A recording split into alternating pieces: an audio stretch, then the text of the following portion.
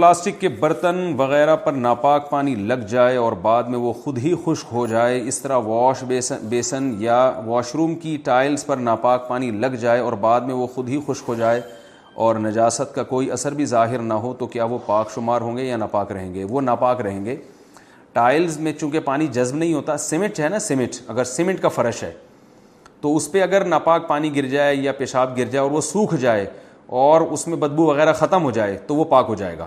لیکن جو ٹائلیں ہیں ان میں پانی جذب نہیں ہوتا اور یہ مٹی کے حکم میں بھی نہیں ہے، تو اس لیے اگر ان پہ ناپاک پانی گر گیا، خشک ہو گیا، تو وہ پاک نہیں ہوگا، اس کو باقاعدہ پاک کرنا پڑے گا۔ اسی طرح پلاسٹک کے برتن بھی سوکھنے سے پاک نہیں ہوتے، ان کو ناپاک یعنی ان کو پاک باقاعدہ کرنا پڑے گا، پانی سے دھونا پڑے گا۔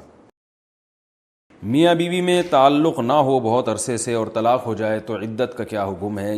یہ کہتے ہیں کہ جی اگر شوہر کا 2-3 سال سے بیوی سے کوئی رابطہ نہ ہو اور پھر وہ اسے طلاق دے دے تو کیا پھر بھی بیوی پر عدت گزارنا لازم ہوگی کہ نہیں ہوگی؟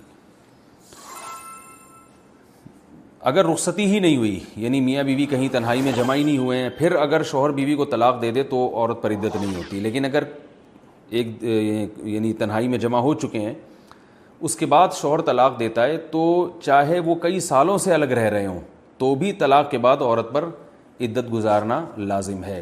یعنی اس سے کوئی فرق نہیں پڑتا کہ وہ پہلے سے ہی جی 2-3 سال سے اپنی والدین کے گھر بیٹھی ہوئی ہے، شوہر سے دور ہے، اس سے کوئی فرق نہیں پڑتا۔ ایک دفعہ جب میاں بیوی تنہائی میں جمع ہو گئے تو پھر شوہر طلاق دے گا تو طلاق کے بعد عورت پر عدت گزارنا واجب ہوگی، چاہے وہ کئی سالوں سے ہی علیحدگی میں ہی زندگی کیوں نہ گزار رہے ہوں۔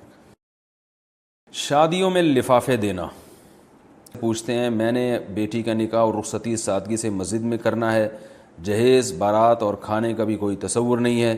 میں ایک اور رسم کا خاتمہ کرنا چاہتا ہوں کہ شادی کے موقع پر جو سلامی یا ہدیہ کی رسم ہے، میں یہ پیشگی لینے سے معذرت کرنا چاہتا ہوں، کیا میرا یہ طرز عمل صحیح ہوگا؟ جبکہ لوگ کہتے ہیں کہ تحفہ دینا تو سنت ہے، اس سے محبت بڑھتی ہے۔ تحفہ سنت ہے، وہ تحفہ جو دل کی خوشی سے ہو۔ آج کل جو شادیوں میں لین دین ہو رہا ہے وہ دل کی خوشی بہت ہی کم ہوتی ہے، سب کو پتہ ہے کہ یہ تو دینا ہی ہے، یہ تو جرمانہ ہے جو آپ نے دینا ہے، اس نے ہماری شادی میں اتنے دیے تھے تو ہم اس کی شادی میں اتنے دیں۔ تو اس لیے علماء نے بہت پہلے اس پر بحث کی ہے، علامہ شامی نے اس کو ناجائز لکھا ہے، اور یہ نیوتا کی رسم کہلاتی تھی پہلے، لفافے باقاعدہ تبادلہ ہوتا ہے کہ آپ نے اتنے دیا تو آپ کی شادی میں بھی ہم اتنا دیں گے، تو یہ غلط رسم ہے، یہ تحفہ، اس سے محبت بڑھتی بھی نہیں ہے۔ آپ دیکھیں بعد میں بھی بیٹھ کے تبصرے ہو رہے ہوتے ہیں کہ اس نے اتنے تھوڑے دیے، ہم نے تو اس کی شادی پہ اتنے دیے تھے، اس نے ہماری شادی پہ اتنے سے کیوں دے دیے، اور ایک بوجھ ہوتا ہے لوگوں کو، یعنی اتنا کچھ جمع ہو جاتا ہے کہ ولیمے کے پیسے پورے نکل آتے ہیں اس میں، تو یہ کہاں سے تحفہ ہو گیا؟ تو اس لیے آپ بہت اچھا کام کر رہے ہیں، ماشاءاللہ بڑے خاندانی کام کر رہے ہیں کہ آپ سادگی سے نکاح کر رہے ہیں اپنی بیٹی کا، اور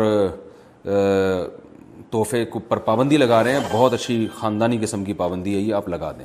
جس نے دینا ہے بعد میں وہ آ کے دے دے تحفہ، تحفہ تو تحفہ ہوتا ہے، لیکن اس موقع پہ جو آج کل دیا جاتا ہے وہ ایک جرمانہ سمجھا جاتا ہے، ایک لازمی رسم سمجھی جاتی ہے، دینے والا مجبور ہوتا ہے، اسے پتہ ہے کہ میں نہیں دیا تو لوگ یہ یعنی اس کے دل میں برا ہو جاؤں گا، تو ایسی صورت میں اس سے اجتناب کرنا چاہیے۔ اللہ تعالیٰ آپ کی بچی کا گھر بسائے اور اس کو خوشیاں نصیب فرمائے۔ ایک خاتون نے پوچھا ہے ہومیوپیتھک دوا کے بارے میں کہ یہ حلال ہے یا حرام؟ بعض حضرات کہتے ہیں کہ یہ حرام ہے۔ اصل میں اس میں چونکہ الکوہل ہوتا ہے نا، تو الکوہل کی وجہ سے بہت سے لوگ اس کو ناجائز کہتے ہیں۔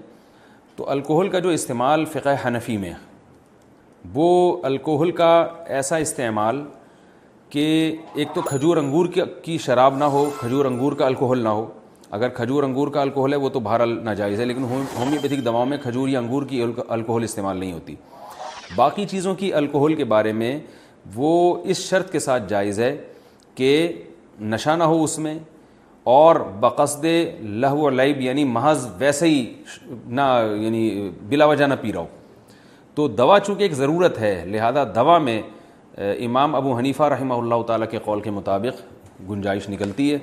تو آپ، مجھے نہیں پتا کہ دوسرے علماء وہ کس دلیل کی بیس پر ہومیوپیتھک دوا کو جائز قرار دیتے ہیں، جائز تو سبھی قرار دیتے ہیں لیکن مجھے ان کی دلیل معلوم نہیں۔ امام حنیفہ رحمہ اللہ تعالیٰ کے نزدیک اس کا جواز بالکل واضح ہے، اس لیے کہ وہ کہتے ہیں کہ الکوہل جو کھجور اور انگور کی نہ ہو، اس میں جب تک نشہ نہیں ہوگا اس کا استعمال جائز ہے، اور خاص طور پہ یعنی جب ضرورت ہو۔ تو یہاں ضرورت بھی ہے، دوا کے طور پہ آپ استعمال کرتے ہیں، اور اتنی مقدار ہوتی بھی نہیں ہے کہ جو نشہ والی ہو، اور کھجور انگور کی بھی اکثر الکوہل نہیں ہوتی، اس لیے یہ جائز ہے۔ کیا جنات چوری کر سکتے ہیں؟ کیا جنات گھروں سے پیسے وغیرہ چوری کر سکتے ہیں یا نہیں؟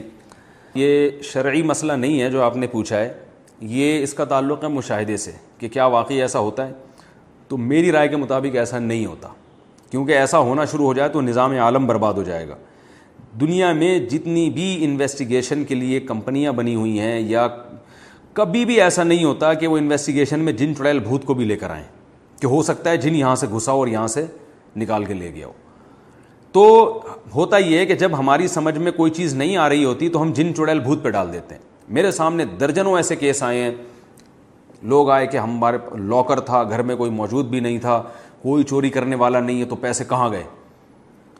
تو یقیناً پھر وہ کہتے ہیں ہم کسی عامل کے پاس گئے، اس نے کہا جن نے چوری کی ہیں. تو میں ان سے کہتا ہوں کہ دیکھو، چور کو کبھی بھی یہ سہولت مت دو جن کے کندھوں پہ ڈال کے.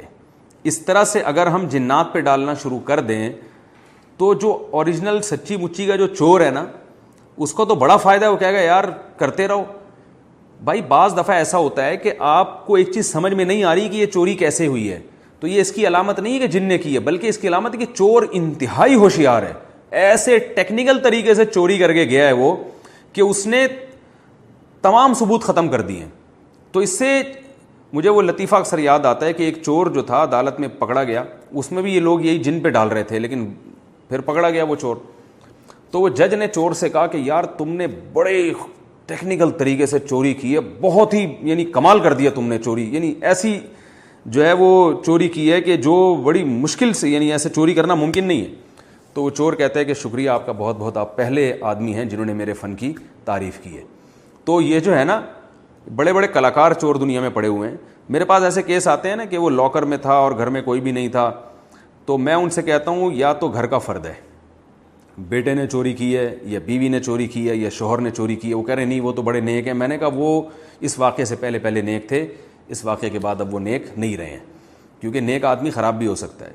اور الحمدللہ جب بہت زیادہ تفتیش، اگر وہ جن پہ ڈال دیتے تو تفتیش نہیں کرتے، تو میں ان سے کہتا ہوں خفیہ کیمرہ لگاؤ یا کوئی بھی ایسا طریقہ، تو وہ پکڑا جاتا ہے، پتہ چلتا ہے. بعض دفعہ بیوی نے کی ہوتی ہے، بعض دفعہ شوہر نے کی ہوتی ہے، بعض دفعہ اپنے بیٹے نے کی ہوتی ہے، تو جس پہ شبہ ہی نہیں جا رہا ہوتا. اور میں ان سے یہ بھی کہتا ہوں کہ اگر ان تینوں میں سے کوئی نہیں ہے نا، تو آپ ہی چور ہو.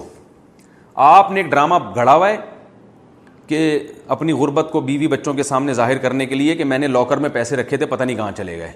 تو اصل میں آپ نے خود چوری کر کے کھا گئے ہو. آپ یعنی اپنے ہی پیسے بھی چوری کر لیتا ہے نا. چوری کا مطلب یہ ہے کہ یہ شو کرنا کہ میرے پیسے گم گئے ہیں. تو بعض دفعہ یہ بھی نکلتا ہے کہ وہ بندہ خود ہوتا ہے، وہ ڈرامہ بنا رہا ہوتا ہے لوگوں کے سامنے بیٹھ کر کہ جی وہ چوری ہو گئے. وہ اصل میں یہ شو کرنا چاہ رہا ہوتا ہے، بیگم نے کچھ کہا ہوتا ہے گھر میں یہ خرچہ کرو، تو یہ شو کرنے کے لیے کہ میرے تو لاکر سے پیسے ہی چوری ہو گئے. تو یہ شو کرنے کے لیے اس نے ایک ڈرامہ بنایا ہوتا ہے کہ جن نے اٹھا لیا، کیونکہ اب کسی پہ ڈال تو سکتے نہیں.